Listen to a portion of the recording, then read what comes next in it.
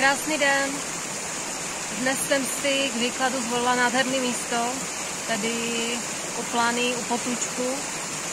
Takže podíváme se na výklad k dnešnímu úplňku. Dnešní úplněk je ve znamení Střelce, takže mrkneme na to.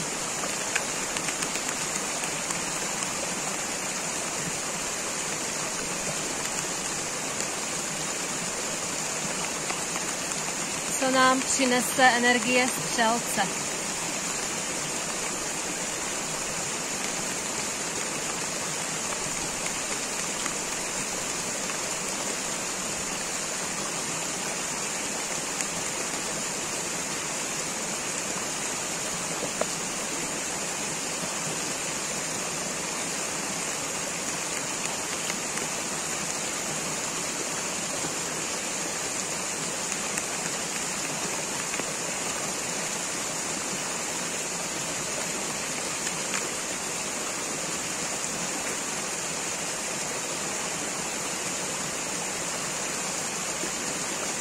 Tento úplněk bude o kreativitě a ujasnění si těch jednotlivých kroků, které je třeba uskutečnit proto, aby jsme mohli vykročit za tím svým cílem.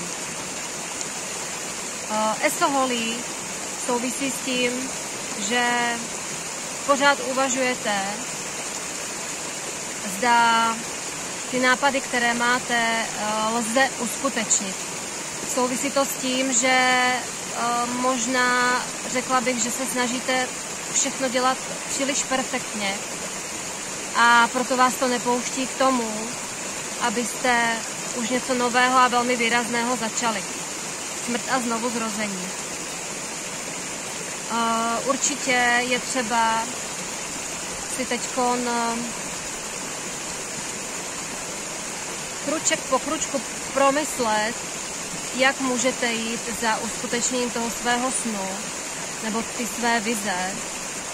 A velmi důležité je nesnažit se být perfektní, nesnažit se mít všechno perfektně naplánované, nesnažit se být v té dané oblasti perfektní. Jo, protože pokud bychom měli takto přemýšlet, že můžu to dělat jenom, když budu perfektní, a zároveň musím se snažit být co nejlepší, protože konkurence je velká, tak takhle byste nikdy nemohli začít. Je třeba začít s tím vnitřním zápalem, rozběhnout se za tím dobrodružstvím, nechat už ty obavy, ať od vás odlítnou. Nebojte se, že ty vaše nápady nejsou dostatečně dobré. Jo, tady ta královna holí má skvělé nápady.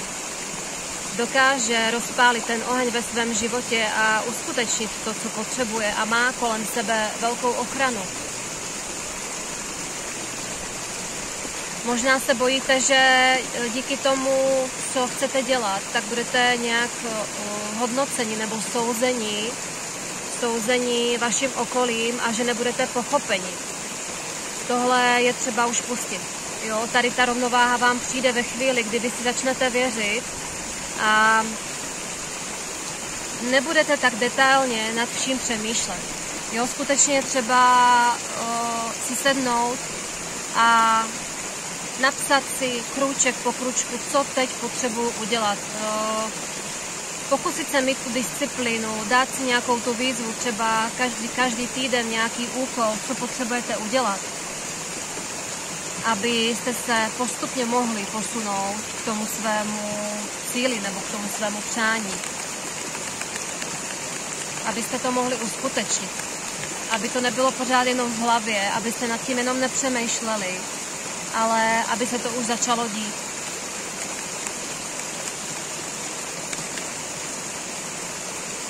Jo, protože vy, když se do toho procesu pustíte, tady takhle, když zatím vykročíte, někousnul mravenec, když zatím vykročíte, tak vám ta hojnost přijde. A vy na ty své cestě máte ty průvodce, jo, kteří vás ochraňují na té vaší cestě. Takže nebojte se vykročit.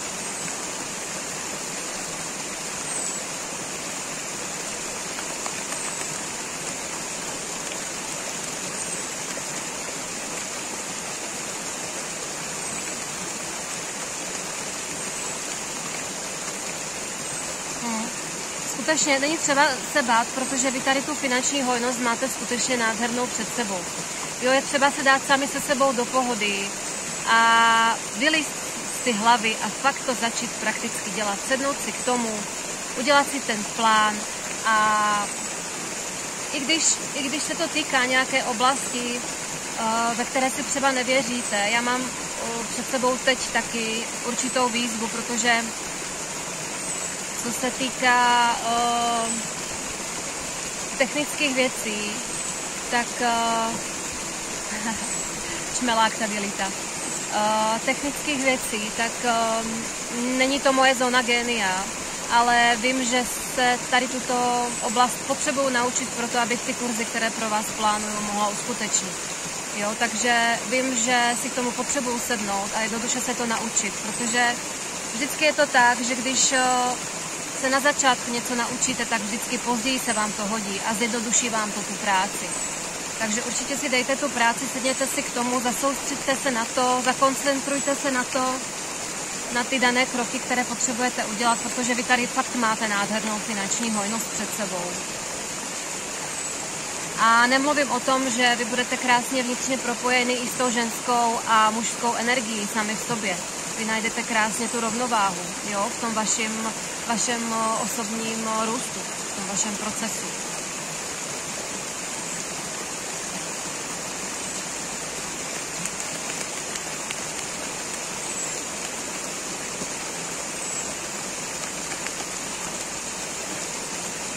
Jo, odevzdejte se, už je třeba začít. Blázen, je třeba začít od nuly, pokud fakt začínáte od začátku, tak odevzdejte se tomu proudu života a důvěřujte ty své cestě.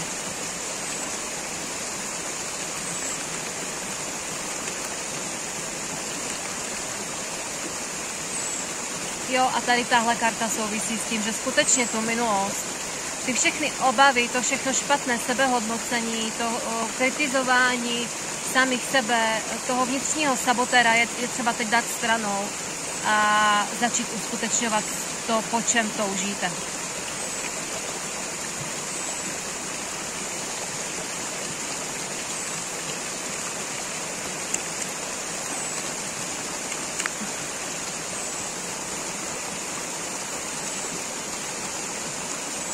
Příležitost.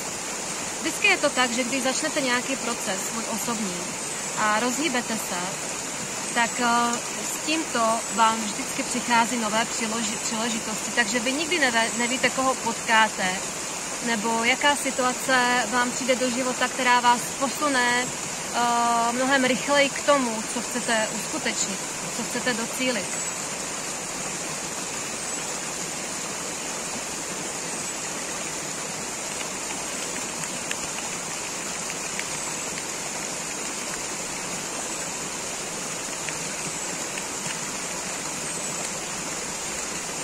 To je naprosto boží tady.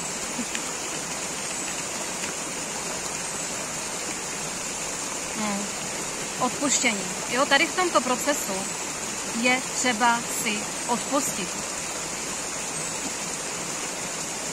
Je třeba si odpustit.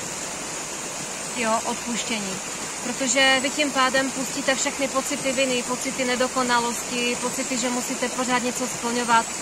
Nemusíte vůbec nic. Jediné, co musíte, tak se zasoustředit na to, co naplňuje vás a díky tomu se všechno kolem vás začne pozitivně měnit.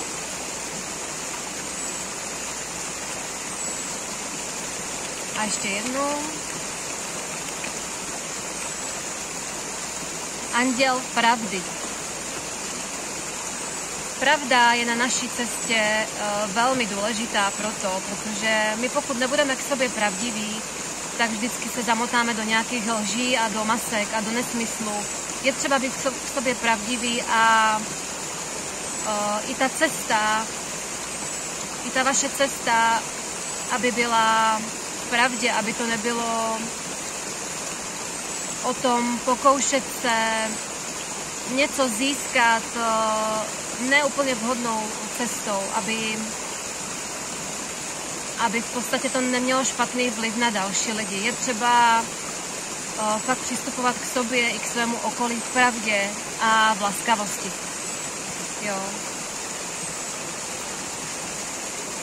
Tak já vám ukážu, jak to tady mám, pohodlné.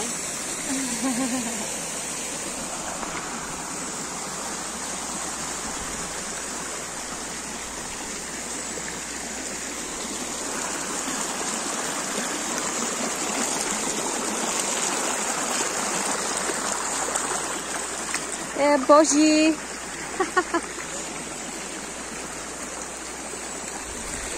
Vám přeju krásný úplněk. Já jsem se potřebovala dneska nabít v přírodě, protože taky toho mám hodně. A taky se potřebuju zasoustředit na ty kurzy, které pro vás plánuju.